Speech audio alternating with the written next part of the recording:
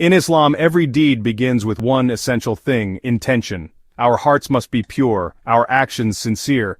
This sincerity, known as Ikhlās, is what gives our actions true value in the eyes of Allah. So what exactly is Ikhlās? Ikhlās means to act purely for the sake of Allah without seeking any praise, recognition, or worldly reward. It is the purity of intention behind every deed where the heart is solely focused on pleasing Allah. The Quran says, "And they were not commanded except to worship Allah, being sincere to Him in religion." Surah Al-Bayyinah 98:5.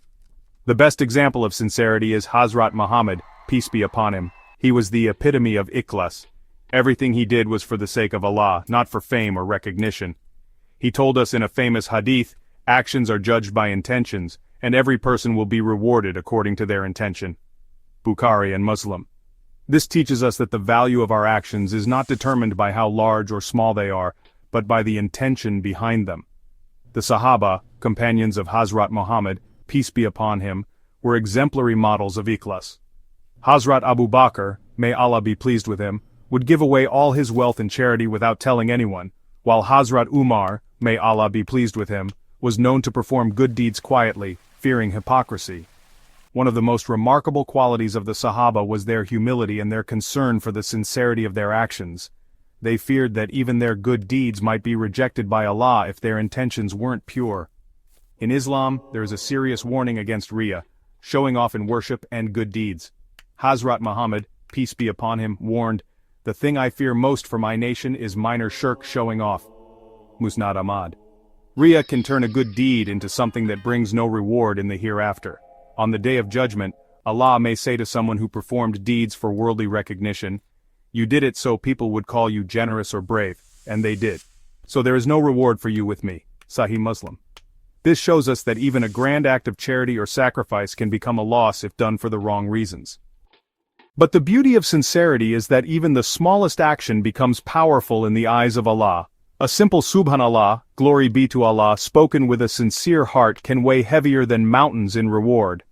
Hazrat Muhammad, peace be upon him, said, "Truly Allah does not look at your appearance or your wealth, but He looks at your hearts and your deeds." Sahih Muslim. When we act with sincerity, the world may not notice, but Allah does, and that's enough for the true believer. So how can we cultivate Ikhlās in our lives?